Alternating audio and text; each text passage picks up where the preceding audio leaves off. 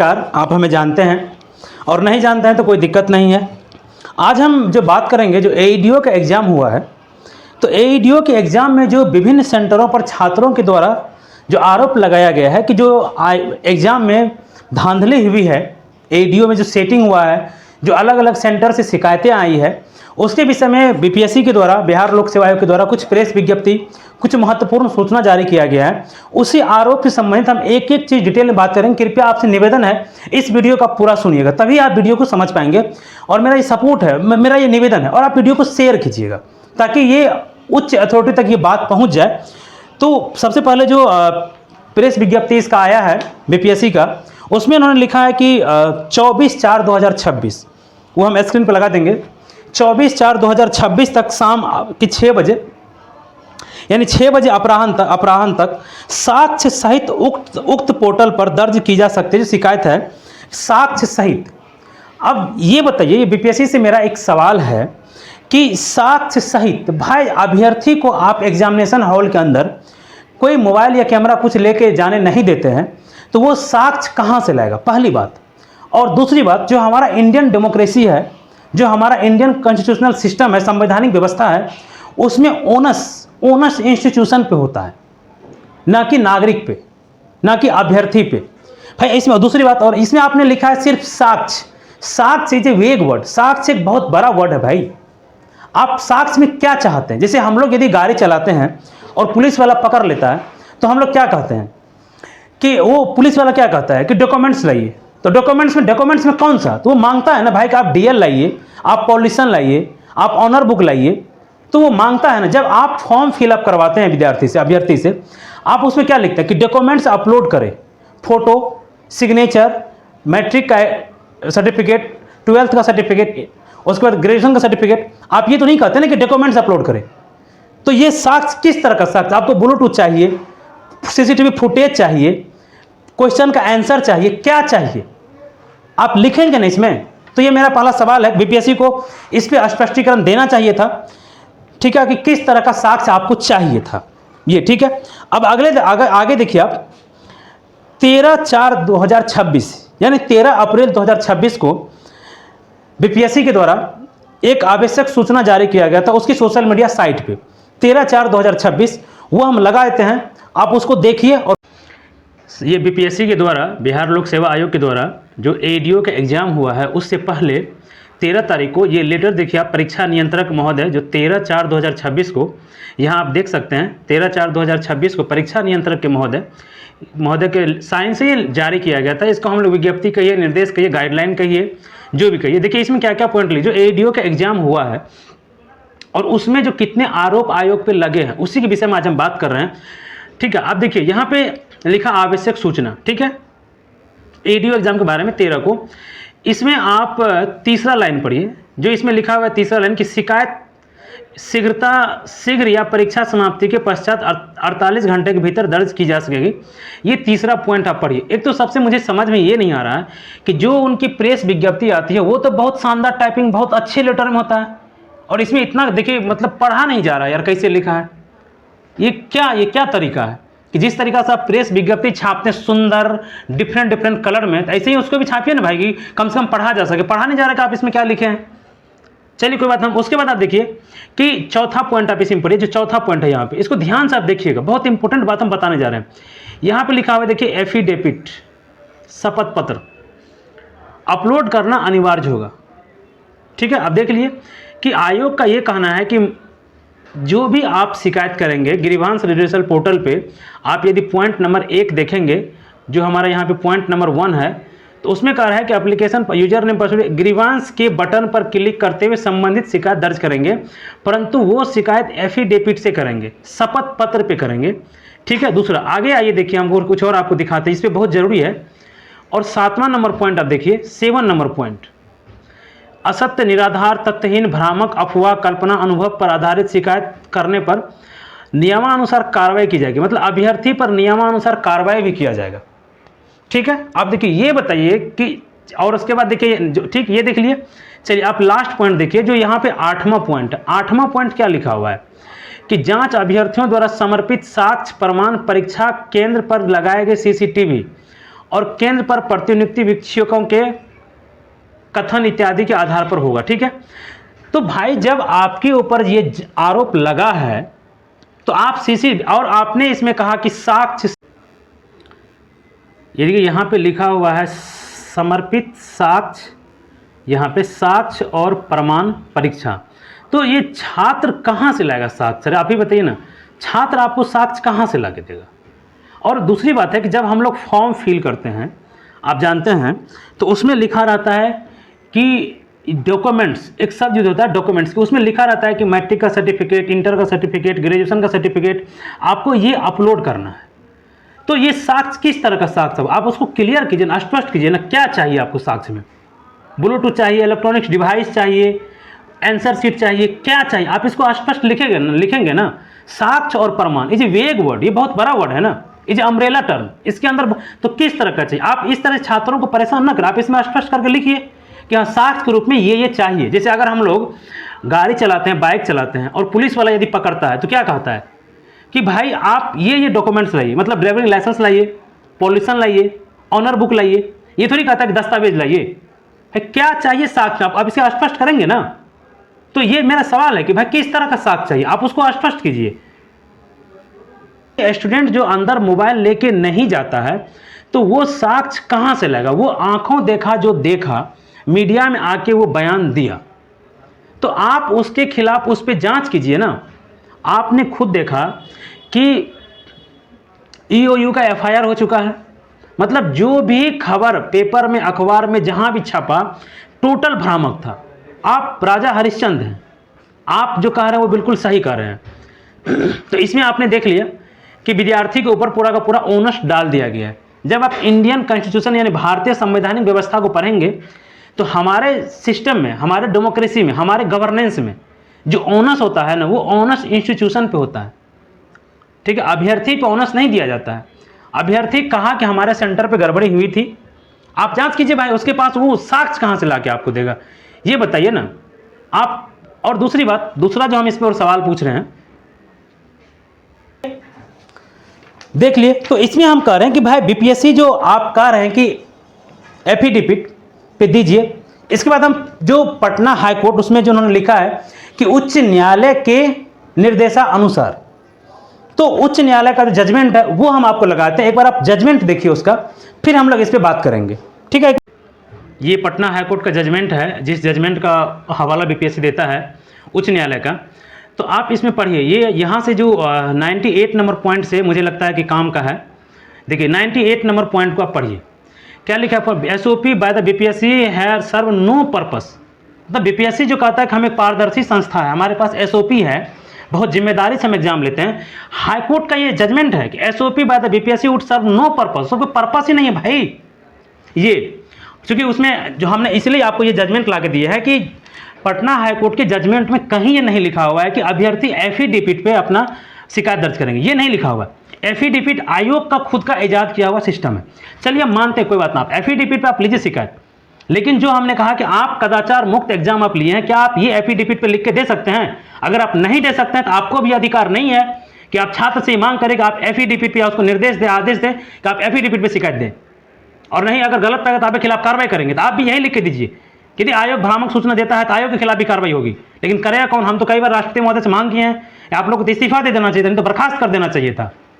चलिए आगे का पॉइंट देखते हैं, इसी में 98 पढ़ लीजिए आप।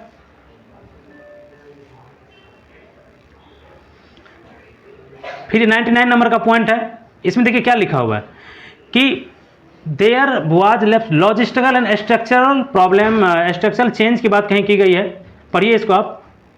इसमें हम ये सिर्फ दिखाना चाह रहे थे कि इसमें कहीं कोई एफिडेविट की बात नहीं की गई है कि हाईकोर्ट की जजमेंट में कि एफिडेविट पर शिकायत दीजिए, जहां तक मैं इस पर पढ़ पाया हूं। यहाँ पे क्या लिखा है? Committee to constitute should evaluate the recommendation reform mechanism exam from the advertisement to publishing the final result. तो मतलब आप एक कमेटी बनाइए जो एडवर्टीजमेंट से लेकर के फाइनल रिजल्ट तक सब चीज़ का स्टैंडर्ड ऑपरेटिंग प्रोसीजर जो आपका है, SOP is also required be form, तो ये करेगा। तो चलिए इसमें तो चूंकि बहुत लोगों से पता नहीं होगा कि उसको लगता होगा कि हाई कोर्ट ने ही ये कहा है या अपने जजमेंट में कहा है कि एफिडेविट पे, तो मैं जहाँ तक पढ़ा तो ये मुझे नहीं मिला, एफिडेविट वाली बात मुझे नहीं मिला।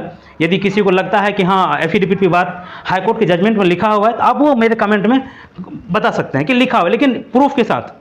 ऐसे नहीं जो बहुत आ जाता है मुंह उठाए कमेंट करने के लिए कि बहुत पारदर्शी संस्थान है, तुम गलत हो। अरे हम बोले हैं ना कि अगर होगी सेटिंग तो आएंगे सभी जद में, हम अकेले बीपीएससी का अभ्यर्थी थोड़ी हैं। तो इसमें एफिडेविट की बात नहीं लिखी गई है, जहाँ तक मैं इसको पढ़ा समझा। यदि कहीं लिखी गई है तो आप उस पॉइंट को आप टिक आउट कर सकते हैं। हो सकता है हमसे मानवीय भूल हो सकती है, लेकिन ऐसा नहीं लिखा है। ठीक है, तो ये हम आपके सामने जजमेंट ला के दे रहे थे कि ये देखिए नेवरलेस सीसीटीवी सर्विलेंस एट ऑल, जो लास्ट में बीपीएससी अपने लास्ट में लिखा हुआ है, तो ये हाईकोर्ट का जजमेंट है। मुझे लगा हाईकोर्ट का जजमेंट यहाँ पे रखना चाहिए था। तो बस मेरा यही निवेदन है कि बीपीएससी भी यदि एफिडेविट का सिस्टम वो अपने से ईजाद किया है तो वो छात्र के नाम एक एफिडेविट जारी करे कि एडीओ का एग्जाम कदाचार मुक्त हुआ है। वो एफिडेविट पे लिख के दे और उसको ट्विटर पे, सोशल मीडिया साइट पे शेयर करे कि कदाचार मुक्त बीपीएससी का एग्जाम, एडीओ का एग्जाम हुआ है। बीपीएससी एफिडेविट पे लिख के देने के लिए बात तैयार है। कमेंट में हमने कहा कि एफिडेविट की बात कहीं नहीं लिखी हुई है। ठीक है, तो भाई चलिए अपने तरफ से बीपीएससी यदि एफिडेविट का सिस्टम इजाद किया है, शपथ पत्र का सिस्टम यदि इजाद किया है तो मुझे कोई आपत्ति नहीं है। ठीक है, कोई दिक्कत नहीं है। लेकिन जो बात आप प्रेस विज्ञप्ति के माध्यम से लिख के दे रहे हैं, तो क्या आप ये बात एफिडेविट पे लिख के दे सकते हैं कि एग्जाम कदाचार मुक्त हुआ है? ये मेरा सवाल है बीपीएससी से और निवेदन है कि आप उसमें लिखते हैं कि ये बताइए, जो उसमें लिखा है, जो एक पॉइंट आप देखे होंगे, जो 7वां नंबर पॉइंट मैंने बताया कि निराधार तथ्यहीन आरोप यदि आप ये इस तरह का शिकायत करते हैं तो अभ्यर्थियों पर नियमानुसार कार्रवाई की जाएगी।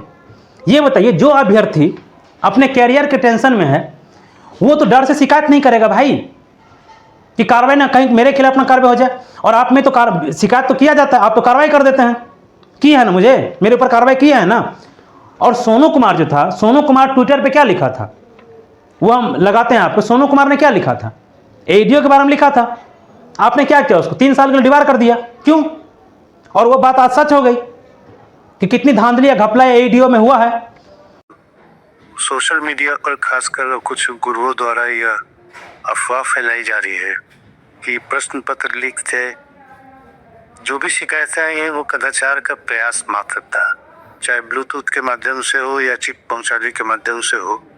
कदाचार का प्रयास मात्र था और स्थानीय प्रशासन के सजगता के कारण ऐसे तत्व पकड़े गए हैं, उन पर कड़ी कानूनी कार्रवाई की जा रही है। यह दुष्प्रचार करना उचित नहीं है कि प्रश्न पत्र लीक हो गया था। प्रश्न पत्र लीक होने के संबंध में न तो किसी के पास कोई साक्ष्य है, न ही ऐसी कोई प्राथमिकी दर्ज कराई गई है। स्थानीय प्रशासन दिनांक 20 और 21 की परीक्षा हेतु पूरी तरह सजग है। इसको कदाचार मुक्त और स्वच्छ तरीके से संचालित किया जाए। तो ऐसे में किसी अफवाह पर ध्यान नहीं दें जो बेबुनियाद हो कि प्रश्न पत्र लीक हो गया या कुछ भी। इतनी बड़ी परीक्षा है, 11 लाख लोग अभ्यर्थी इसमें फॉर्म भरे हैं। तो कुछ अभ्यर्थी तो ऐसे होते ही है कि बड़ी परीक्षा में की प्रयास करते हैं, मगर ऐसा प्रयास निष्फल हो गया है और आगे भी निष्फल हो जाएगा अगर कोई प्रयास करेगा। तो 20-21 की परीक्षा में जो भी अभ्यर्थी भाग लेने वाले हैं उन्हें सलाह दी जाती है कि ऐसे बेबुनियाद और सच हो गई ना। तो इसी तरीके से न्यायालय में आप जानते होंगे, जो भी मेरे अभिभावक हैं, जो भी मेरे दोस्त मेरा वीडियो देखते हैं, तो आप देखते हैं कि न्यायालय में लगभग 50% केस तो लगभग झूठा केस है भाई। यहाँ तक कि रेप केस, बलात्कार तक का केस झूठा हो जाता है। तो न्यायालय क्या करती है? जो अपोजिट पार्टी होती है उसको कहता है कि बाइज्जत बरी किया जाता है, और जो झूठा केस करता है क्या उसको जेल भेज दिया जाता है। इंडियन डेमोक्रेसी सिस्टम और इंडियन संविधान कॉन्स्टिट्यूशन सिस्टम ये बात नहीं है कि गलत सूचना देने पर जो हम लोग एफआईआर करने जाते हैं, पुलिस में ये बताइए ना, हम बता रहे कोई गलत उदाहरण था बताइए कि न्यायालय में तो कितना केस झूठा होता है, केस का निपटारा कर दिया जाता है। यदि कोई अभ्यर्थी शिकायत किया आपसे, वो गलत शिकायत किया, आप उसका निपटारा कर दीजिए। अब बताइए कि ये शिकायत आपका गलत था, झूठा था, तो कार्रवाई करेंगे। क्यों भाई? ये आप डरा नहीं रहे छात्रों को क्या? आप धमका नहीं रहे छात्रों को? चलिए उसके बाद एक और देखिए सूचना महत्वपूर्ण प्रेस विज्ञप्ति देखिए। ये 2 चरण का जब एग्जाम हो चुका था तब उसमें आपने लिखा है कि स्वच्छ शांतिपूर्ण कदाचार मुक्त रूप से आयोजित की गई है। तो जो ईओयू ने जो एफआईआर किया है, तो क्या आप न्यायालय हैं? आप जज हैं? तो आप न्याय सुना दिए? है आप ये बताइए ना कि तब ये क्या जांच को प्रभावित करने का तरीका नहीं है? जब ईओयू जांच कर रहा है, इन्वेस्टिगेशन चल रही है, ऑनगोइंग प्रोसेस में है, एफआईआर किया गया है, कुछ लोगों को गिरफ्तार किया गया है, तो आप पहले कैसे ये फैसला सुना दिए? और जब आप फैसला सुना दिए, ड्यू रिस्पेक्ट हम आपके फैसला को स्वीकार करते हैं, तो क्या आप ये एफिडेविट पर लिख के दे दीजिए और एफिडेविट को सोशल मीडिया पे शेयर कर दीजिए कि बिहार लोक सेवा आयोग के परीक्षा नियंत्रक महोदय एक एफिडेविट देने, छात्रों के नाम एफिडेविट देने को तैयार है कि एईडीओ का एग्जाम कदाचार मुक्त हुआ है, ये सिर्फ प्रयास मात्र था। यही बात आप जो प्रेस विज्ञप्ति में देते हैं, यही बात लिख के आप एफिडेविट में दे दीजिए और आप खुद को ही सर्टिफिकेट दे देते हैं कि हम बहुत स्वतंत्र संस्था है, पारदर्शी संस्थान है। एक बार जो आप प्रेस विज्ञप्ति रिलीज करते हैं, जो वीडियो आप यूट्यूब पर रिलीज करते हैं, एक बार उसका कमेंट भी जाके पढ़ने का कोशिश कीजिए। आप छात्र, आपको कौन दिया सर्टिफिकेट? ये बात का कौन दिया है? भारत सरकार कि बीपीएससी या बिहार सरकार? छात्र ना आपको सर्टिफिकेट देगा सर कि हाँ बीपीएससी एक वास्तव में बहुत पारदर्शी संस्थान है, यहाँ पे बहुत अच्छे तरीके से एग्जाम होता है, कोई भी गड़बड़ी शिकायत नहीं होती है। आपने कहा कि 11 लाख लड़का फॉर्म भरा था। एक वीडियो देखिए।